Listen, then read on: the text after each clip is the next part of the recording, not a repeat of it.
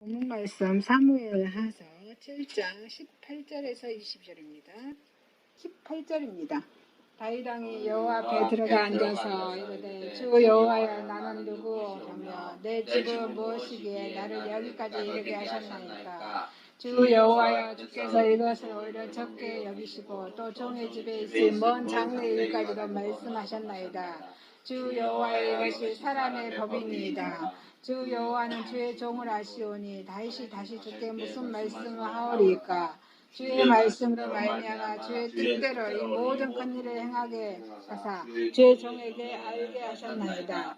그런즉 주 여호와여 주는 위대하시니 이는 우리 귀로 들은 대로는 주와 같은 이가 없고 주 외에는 신이 없음이다. 아멘. 마태복음 13장 24절에서 35절입니다. 24절입니다. 예수께서 그들 앞에 또 비유를 들어 이르시되 천국은 좋은 씨를 내 밭에 뿌린 사람과 같으니 사람들이 갈 때 가수가 와서 곡식 가운데 가라지를 덮어치고 갔더니 싹이 나고 결실할 때 가라지도 보이거든. 집주인의 종들이 와서 말하되 주여 밭에 좋은 씨를 뿌리지 아니하였나이까. 주인이 이르되 어디서 생겼나이까. 주인이 이르되 원수가 이렇게 하였구나. 종들이 말하되 그러면 우리가 이것을 뽑기를 원하시나이까. 주인이 이르되 가만두라. 가라지를 꽂다가 곡식까지 뽑을까 염려하노라. 둘 다 주실 때까지 함께 자라게 두라. 주실 때 내가 주스꾼들에게 말하기를 가라지는 먼저 거두어 불사르게 단으로 묶고 곡식은 모아내 곡간에 넣으라 하리라. 또 비유를 들어 이르시되 천국은 마치 사람이 자기 밭에 갖다 심은 겨자씨 하나 같으니 이는 모든 씨보다 작은 것이로되 자란 후에는 풀보다 커서 나무가 되매 공중의 새들이 와서 그 가지에 들들입니다. 또 비유로 말씀하시되 천국은 마치 여자가 가루 소말 속에 갖다 넣어 전부 부풀게 한 그릇과 같습니다. 예수께서 이 모든 것을 우리에게 비유로 말씀하시고 비유가 아니면 아무것도 말씀하지 아니하셨으니 이는 선지자를 통하여 말씀하신 바 내가 입을 열어 비유로 말하고 창세부터 감추인 것들을 드러내리라 함을 이루려 하십니다. 로마서 8장 18절에서 25절입니다. 18절입니다. 생각하건대 현재의 고난은 장차 우리에게 나타날 영광과 비교할 수 없도다. 피조물이 고려하는 바는 하나님의 아들 주에 나타나는 것이니 피조물이 허무한데 굴복하는 것은 자기 뜻이 아니요 오직 굴복하게 하시는 이로 말미암습니다. 그 바라는 것은 피조물도 썩어짐의 종로를 앉아서 해방되어 하나님의 자녀들의 영광의 자유를 이루게 하는 것입니다. 피조물이 다 이제까지 함께 단식하며 함께 고통을 겪고 있는 것을 우리가 아느니라. 그뿐 아니라 또한 우리 곧 성령의 처음 익은 열매를 받은 우리까지도 속으로 단식하여 양자될 것고 우리 몸의 성장을 기다리느니라. 우리가 소망으로 구원을 얻었으며 보이는 소망이 소망이 아니니 보는 것을 누가 바라리요. 만일 우리가 보지 못하는 것을 바라면 참음으로 기다릴지니라. 아멘. 본문 말씀 사무엘하서 7장 18절에 22절, 마태복음 13장 24절에서 35절, 로마서 8장 18절에서 25절 말씀으로 제목은 그리스도를 기다리는 신앙이란 제목으로 은혜를 받고자 하겠습니다. 자, 첫 번째, 그리스도를 기다리는 신앙은 감사와 기도의 믿음입니다. 감사와 기도의 믿음입니다. 사무엘하서 7장은 다윗의 감사 기도입니다. 다윗이 등장하죠. 다윗이 간절한 마음으로 하나님의 그 성전을 건축하기를 원했습니다. 그런데 어째요? 하나님께서는 그 성전 건축하기를 허락하지 않으셨습니다. 왜 그랬을까요? 다윗이 너무 많은 피를 흘려서 사람을 죽였기 때문에 허락하지 않으신 겁니다. 그리고 미래에 큰 축복을 약속하셨습니다. 이 본문에는 하나님의 뜻이 다윗에게 이루자 성전 건축의 특권을 이룬 것에 대해서 다윗은 어때요? 슬퍼하거나 애석해하기보다는 이런 하나님의 뜻을 받아들입니다. 그리고 받아들여서 하나님께 감사 기도를 드리는 내용이 이렇게 기록되어 있습니다. 여러분, 우리가 새로운 임무를 받았을 때 우리는 더욱 겸손한 마음이 필요합니다. 자, 저 배를 만들 때 어때요? 덫을 많이 다른 훌륭한 배일수록 어째요? 그 수위 아래쪽에 모래주머니, 바닥짐을 많이 필요로 합니다. 그 바닥짐은 그 배에 필요한 안정성을 유지시키기 위해서 필요합니다. 이와 마찬가지로 하나님으로부터 훌륭한 은혜를 받은 사람들도 이와 마찬가지입니다. 하나님에 의해서 특별한 방법으로 은혜를 받았으므로 어째요? 너무 저와 여러분은 높아져서 또 자고해서 스스로 잘난 체하거나 높은 체하거나 이를 자고하지 않기 위해서는 이 배 바닥짐이 필요한 것처럼 이 겸손한 마음이 필요합니다. 이렇게 하지 아니하면 이리저리 흔들리거나 이 교만의 바위에 부딪혀서 파손될 위험이 있습니다. 자, 그러나 하나님과 올바른 교제를 유지하는 사람이 있다면은 어때요? 그 사람은요, 명예를 함께 가져다주는 직무, 그 의무, 일에 대해 정말 많이 있을수록 어때요? 그런 분들은 하나님의 관계가 올바르다면은 자신의 그 부족함을 진실로 깨닫습니다. 그리고 어때요? 안전한 장비를 갖춘 그 배와 같이 그 마음속에 철과 돌과 같은 무거운 바닥짐, 즉 겸손을 실을 것입니다. 이렇게 다윗은 하나님께서 약속하신 그 미래의 축복인 큰 명예를 어때요? 겸손함으로 받아들였습니다. 겸손으로 받아들였습니다. 이게 은혜였습니다. 이 다윗이 블레셋과 골리앗 장군을 물리치죠. 블레셋과 전쟁에서 골리앗 장군을 물리칩니다. 그래서 이스라엘의 백성으로서 구원자로서 사울왕 앞에 처음으로 선 그날 다윗은 어때요? 다윗의 이런 말과 용기 행동은 어땠을까요? 사울은 다윗보다 훨씬 키도 크고 그러죠. 골리앗도 마찬가지고. 근데 이를 말할 수 있는 그 용기가 어땠습니까? 그 용기가 어디서 나왔어요? 온전히 하나님을 의지했다는 믿음입니다. 아멘이십니까? 그죠. 하나님을 의지했습니다. 그래서 다윗의 영혼이 하나님께 속해 있다는 것을 보여줍니다. 그래서 다윗이 골리앗과 싸움에서 이길 수 있었습니다.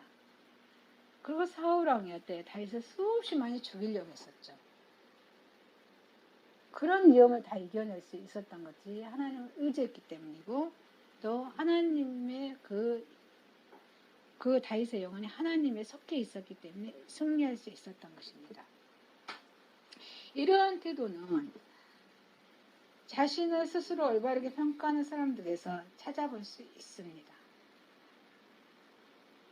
그래서 오늘 본문의 18절에 7장 18절에 주 여호와여 나는 누구오며 내 집은 무엇이간데 나로 이르게 하셨나이까 이렇게 고백합니다.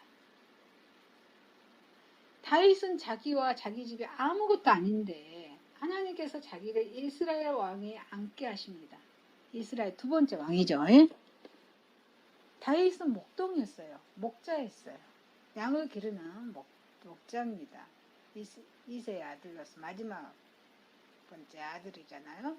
목자했어요. 근데 하나님께서 다윗을 이스라엘의 두 번째 왕으로 앉히십니다. 그리고 또요, 다윗으로 인해서 다윗을 특평하게 은혜 주신 것에 감사 기도드립니다. 이 다윗은 그 은혜를 받을 자격이 없음을 진실하게 겸손하게 하나님께 고백합니다.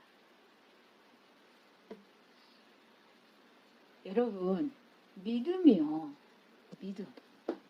믿음의 행위로서, 행동으로서 나타냈을 때 하나님은 하나님 축복이 우리에게 주어집니다. 아멘이십니까? 우리는 이 본문에서 다윗이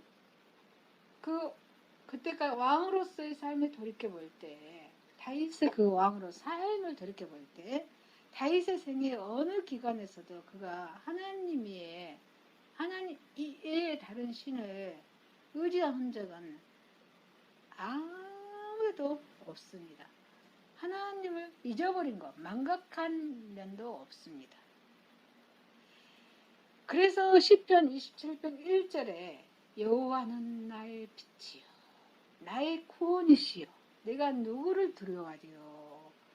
여호와는 내 생명의 능력이시니 내가 누구를 무서워하리요. 이렇게 다윗은 늘 하나님을 즐거워하는 정말로 일관한 모습을 보입니다.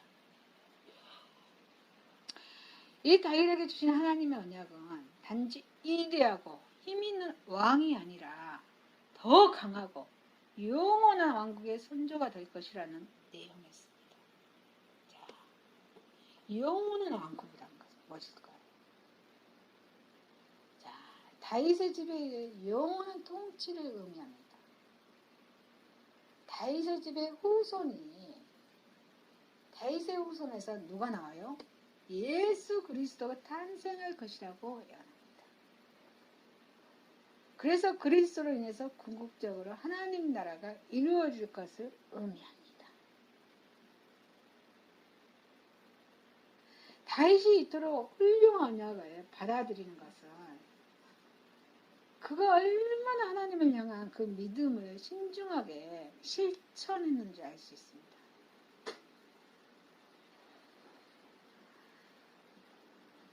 이러한 다윗에게 하나님은 어때요? 축복의 장을 계속해서 넘치도록 부어주셨던 것입니다. 자, 하나님의 언약이 성취하기 위해서 하나님은 저와 여러분의 기도를 요구하십니다. 아멘이십니까? 기도예요. 기도는 호흡이죠. 하나님과 호흡이 없다면 우리의 육은 육입니다. 우리 영은 죽어 있는 것입니다. 몸살을 치고 있어요. 육의 성경에서 놀아나고 있죠. 그래서 하나님께서는 기도를 요구하십니다. 다윗의 후손에서 메시아가 예수님이 탄생할 것이라는 하나님의 언약이 성취될 것이라는 사실은 의문의 여지가 없습니다. 그래서 그 언약이 이루어질 것이라는 것에 대해서 확실한 믿음으로 인해서 그렇고 기도를 쉬지 않았던 것입니다. 그러나 하나님께서는 그러한 신앙을 보시고 하나님께서 계속해서 그들의 믿음을 가질 수 있도록 섭리하셨습니다. 이렇게 다윗은 본문에서 하나님께서 언약하신 그런 언약에 대한 의심이 조금도 없음을 보여줍니다. 25절에 한번 읽어볼까요? 25절.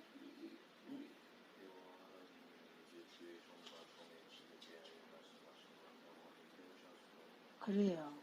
종과 종의 집에 대하여 말씀하신 대로 행하시기를 간구합니다. 기도드립니다. 그래서 28절, 29절에서도 계속됩니다. 계속 읽어볼까요? 사람이 영원히 주의 이름을 크게 높여 이르기를 만군의 여호와는 이스라엘의 하나님이라 하게 하셨으며 주의 종 다윗의 집이 주 앞에 경고하게 하옵소서. 만군의 여호와 이스라엘의 하나님이여 주의 종의 길을 지으시고 이르시기를 말씀하셨으므로 주의 종이 이 기도로 주께 간구한 마음이 생겼나이다.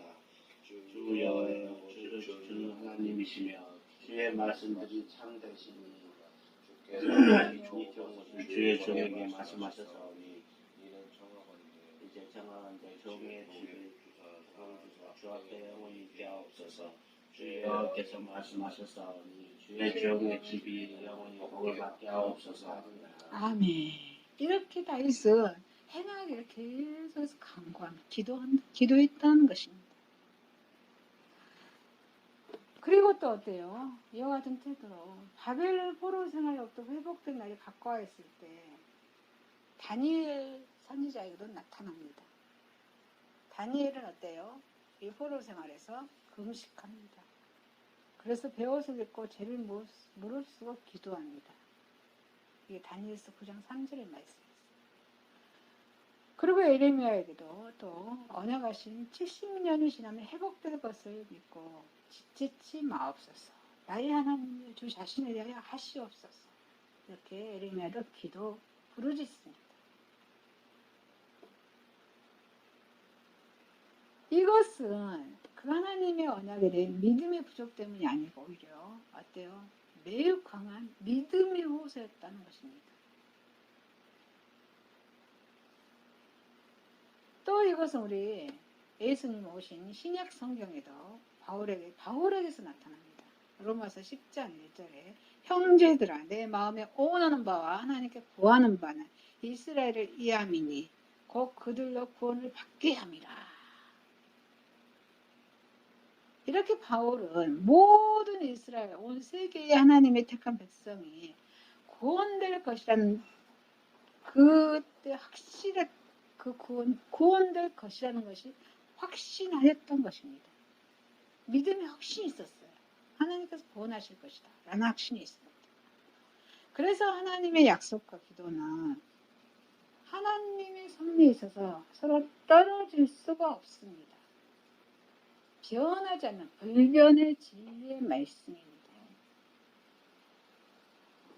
여러분, 그래서 우리는 여러분은 하나님의 약속을 믿고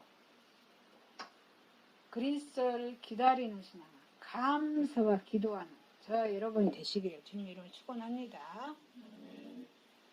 자, 두 번째입니다. 자, 그리스도를 기다리는 신앙. 이 재림의 신앙 어때요? 작은 것에부터 성장합니다. 작은 것에서부터 성장합니다. 자, 먼저 우리는 작은 것이라도 심어야 합니다. 제가 봄에 막 이렇게 파종을 해서 씨앗을 파종을 해서 물을 주고 싹을 지어서 또 이렇게 모종하고 심으잖아요. 작은 것이라도 심어야 한다는 것입니다. 많은 사람이 심지도 않고 거둘 것을 기대한다면 얼마나 어리석은 생각이겠습니까? 그래서 하나님께서는 사람이 심는 대로 거두게 하셨습니다. 고린도후서 9장 6절에 적게 심은 자에게는 적게, 많게 심은 자는 어때요? 많이 거두게 하신다고 말씀하고 있습니다. 아무것도 심지 않는 자는 분명히 아무것도 거두지 못합니다.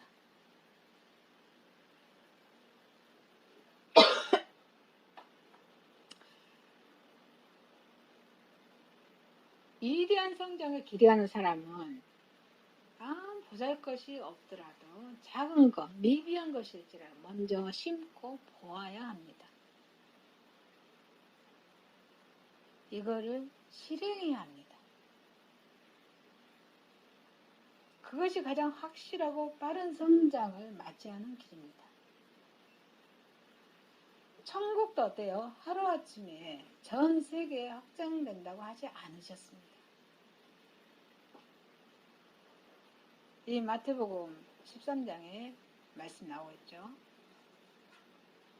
겨자씨가 가장 적당하잖아요. 겨자씨 보이도 않는다고 하잖아요.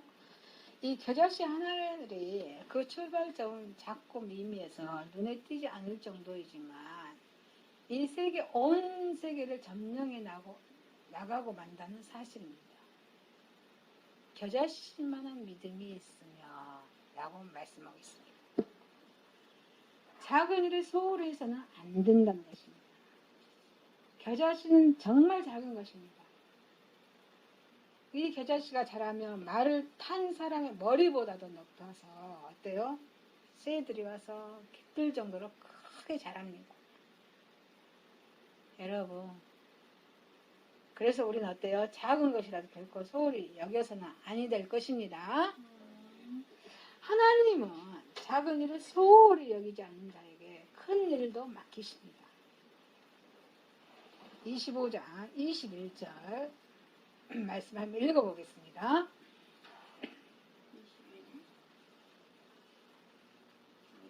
제가 읽겠습니다. 마태복음 25장 21절. 그 주인이 이르되 잘하였다. 착하고 충성된 종아, 네가 작은 일에 충성하였으니 내가 많은 것을 내게 맡기리니 내 주인이 즐거움에 참여하리로다 라고 말씀하십니다. 그러나 작은 것을 소홀히 여긴 사람은 어때요? 후회하게 됩니다. 왜냐하면 불행하게 있는 곳차도 어때요? 다 빼앗기고 버려짐을 당하여 끝내 슬피 우는 자가 되기 때문입니다. 한번 읽어보십시오. 마태복음 25장 28절에서 30절 갑니다.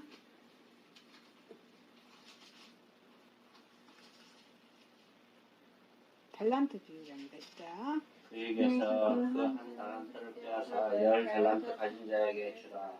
무릇 있는 자는 발것 소리대로 없는 자는 그 있는 것까지 빼앗기리라. 이 무악한 행동과 가까운 대로 내쫓으라. 거기서 슬피 울며 이를 갈리라 하니라. 슬피 울며 어때요? 일을 간다고 말씀하십니다. 자, 그래서 우리가 이 맡은 사명은 작은 것이라고 해서 소홀히 여기서는 아니 될 줄 압니다. 자, 이 작은 일을 성실하게 잘 감당할 때 하나님께서는 우리에게 어때요? 더 큰 사명, 큰 축복의 기회를 주십니다. 그래서 빌립보서 4장 13절에 이렇게 말씀하십니다. 작은 것에서부터 하나님께 맡겨야 합니다. 내게 능력 주시는 자 안에서 내가 모든 것을 할 수 있느니라. 이렇게 말씀하십니다. 맡겨야 합니다. 작은 것 주님께 맡겨야 됩니다. 자, 이 말씀은 성도에게 무한한 용기와 성장의 가능성을 주는 말씀입니다. 내게 능력 주시는 자 안에서 내게 모든 것을 할 수 있습니다. 그런데 바울은 이 신앙 고백은 어떤 영역에서 나올 수 있었던 것일까요? 이 바울은 약한 것을 자랑하는 믿음에서 나오는 것입니다. 약한 것을 자랑하는 것. 여러분, 저와 여러분에게는 약한 것이 있습니다. 아니십니까? 약한 것이 있습니다. 자, 고린도후서 11장 30절에 바울의 고백입니다. 내가 부득불 자랑할진대 내가 약한 것을 자랑하느니라 그랬어요. 약한 것을 자랑하느니라. 이 바울은 약하게 했어요. 약하기 때문에 범사의 철저히 주님을 의지했습니다. 범사의 철저히 주님을 의지했습니다. 여러분, 그래서 우리는요, 약한 것에 있는 것을 감사하시는 저 여러분 되시길 주님 이름으로 축원합니다. 주님을 의지할 수 있었을 것입니다. 그래서 잠언 3장 5절 말씀에 너는 마음을 다하여 여호와를 신뢰하고 내 명체를 의지하지 말라. 내 생각을 의지하지 말라. 이렇게 말씀하십니다. 나의 생각을 의지하지 말라. 하면서요, 나의 생각 의지하면은요, 하나님이 없는 거예요. 잠언 3장 5절 말씀하시다. 작은 거 하나라도 그는 약하게 할 수 없는 자였었고 오직 주님께만 의지할 수밖에 없었습니다. 이 바울의 고백이에요.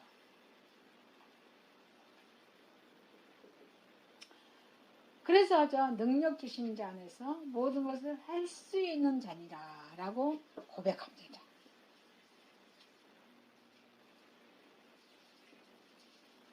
이렇게 작은 자에게 한 것이 누구한테 하는 것이에요? 작은 자에게 드리는 것이 누구한테 드리는 것일까요? 주님께 드리는 것입니다.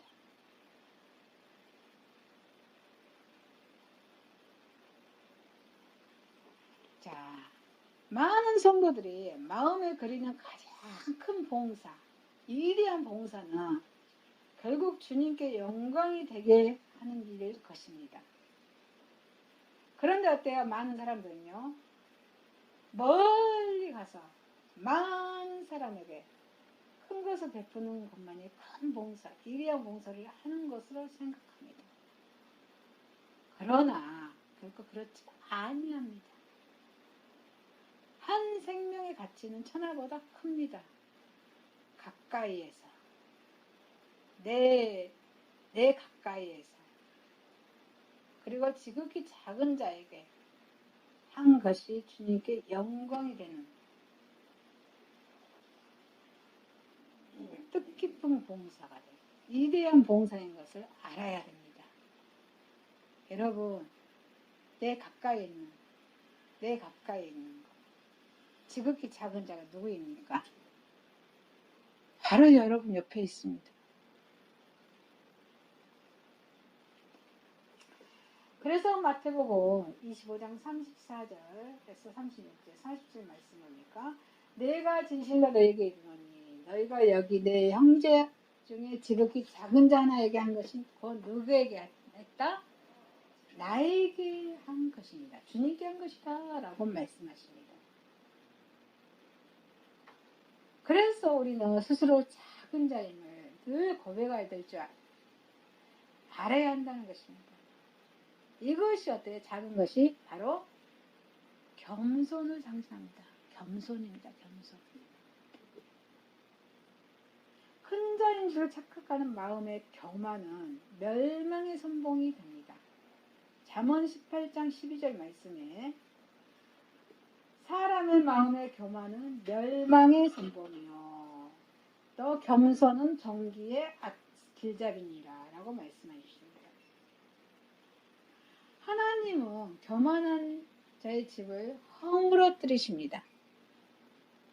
잠언 25장 25절 말씀에 여호와는 교만한 자의 집을 허시며 가부의 지게를 정하십니다. 여러분, 지게가 뭔지 아세요? 지게. 스스로 겸손하여서 작은 자임을 고백하는 자를 하나님은 어때요? 높이시고 크게 쓰신다는 것입니다.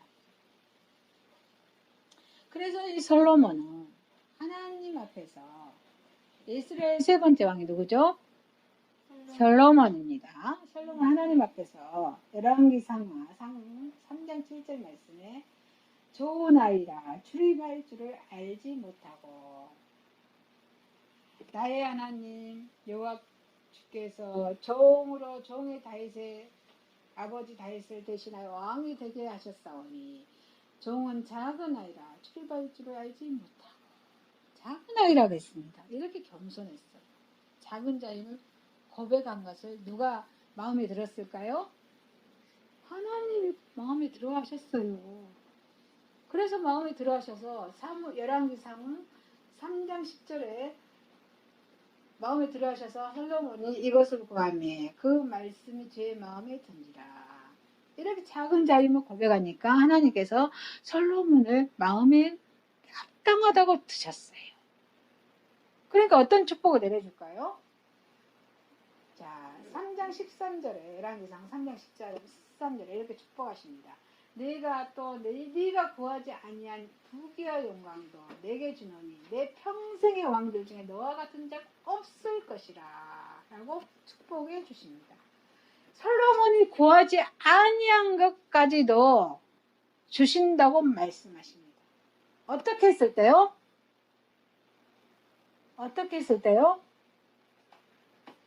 작은 자라고 고백했을 때, 작은 자, 겸손하게 고백했을 때, 이렇게 구하지 않은 것까지도 주신다고 말씀하고 계십니다. 그래서 주님은 자기를 낮추시고 죽기까지 복종하셔서 어때요? 십자가에 죽으시고 3일 만에 부활하셨습니다. 그러나 하나님은 그를 지극히 높여서 이런 모든 이름 위에 뛰어난 이름을 주사 모든 무릎을 예수님의 이름에 꿇게 하셨습니다. 이게 하나님의 은혜예요. 빌립보서 2장 8절에서 10절 사람의 모양으로 예수님에 대한 말씀이죠. 사람의 모양으로 나타나사 자기를 낮추시고 죽기까지 복종하셨으니 그 십자가에 죽으십니다. 여러분 하나님이 그를 지극히 높여 모든 이름 위에 뛰어난 이름을 주사 하늘에 있는 자들과 땅에 있는 자들과 땅 아래에 있는 자들로 모든 무릎을 예수의 이름을 꿇게 하시고 모든 것들을 예수님의 이름에 꿇게 하십니다. 이처럼 계속적으로 확장되는 천국에 겨자씨 하나의 같이 작은 것에서 시작됩니다.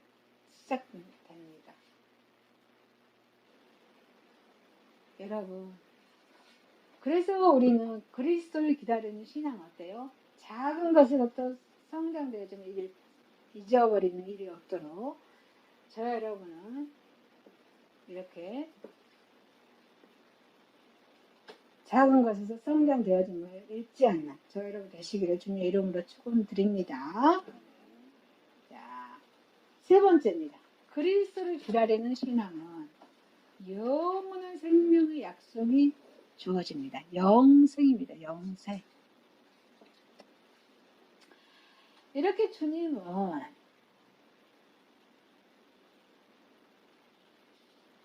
하나님의 아들 그리스도를 고백하는 자들에게는 어때요? 영생, 영원한 생명의 약속을 하셨습니다. 이것은 죽음이 극복하지 못할 인간의 인생의 한계가 아님을 확증하는 것입니다.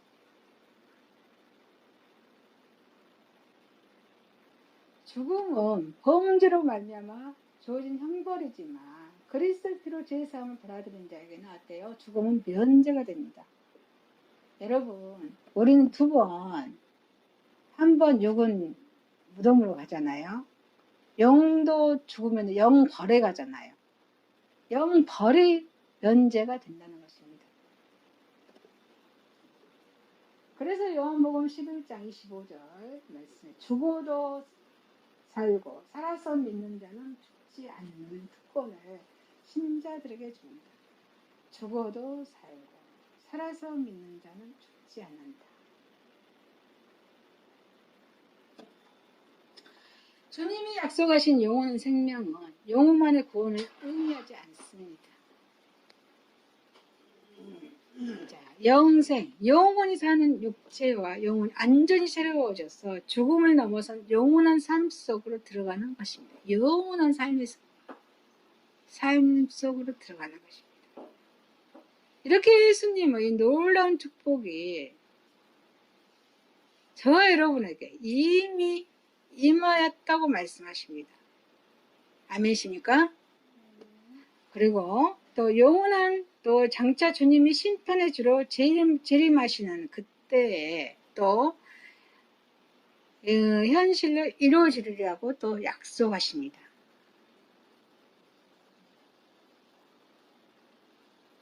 그래서 이 약속의 증거로서 예수님이 승천하셔 누가 오셨어요? 성령님 보혜사 성령님이 보내주셨습니다. 그래서 구원을 계획하셨고 하나님은 구원을 완성해 주시고 성령님 보내주셔서 우리를 늘 구원으로 인도하신다는 것입니다. 그래서 이 성령님은 의로움을 인정하는 자들에게 어때요? 늘 계십니다. 하나님 말씀을 갈급하는 자에게 늘 우리 심령이 거하십니다. 그래서 영생을 확증하는 보혜사 늘 도와주고 계시다는 것입니다.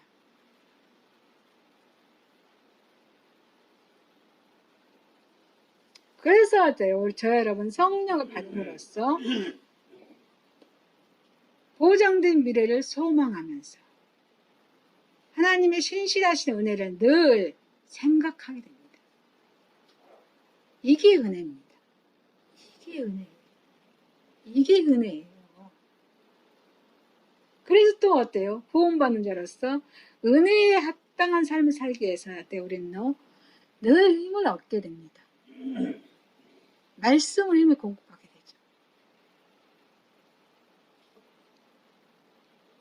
그래서 우리 현재는 인간의 한계를 경험하는 존재이지만 우리 인간의 한계가 있습니다. 인간은요. 장차 예수 그리스도께서 임하시는 그날에는 온전한 존재로 구속될 것을 믿기에 말할 수 없는 탄식과 고통 가운데서도 우리의 믿음 어때요? 흔들리지 않는 것입니다. 우리의 믿음이 흔들리지 않으시길 주님의 이름으로 축원합니다. 자, 주님의 재림은 두 가지 의미를 지닙니다. 자, 믿지 않는 자들에게는 어때요? 재림은요? 영벌입니다. 영벌. 영벌이 뭐예요? 지옥이죠. 영원한 파멸을 뜻합니다. 그렇지만 성령을 통해 의로움을 인침받는 저와 여러분에게 어때요? 영원한 해방과 구속을 의미합니다. 영생입니다. 영생입니다. 인간의 연약한 성정을 헤아리시는 우리 주님은 어때요? 성령을 보내주셔서 구속을 확증하셨습니다. 이게 은혜예요. 이게 은혜예요.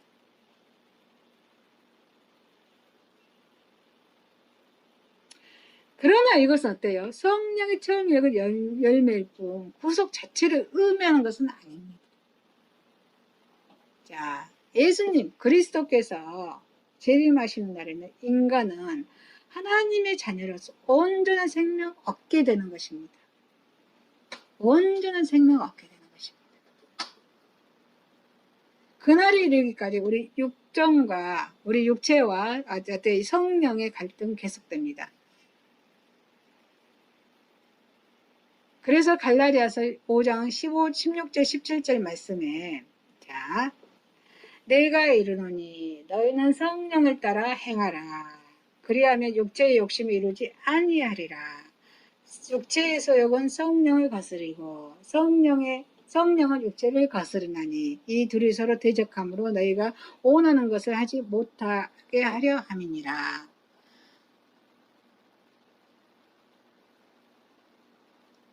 예수님이 재림하시는 그날까지 우리 육체와 우리 영은 늘 어때요?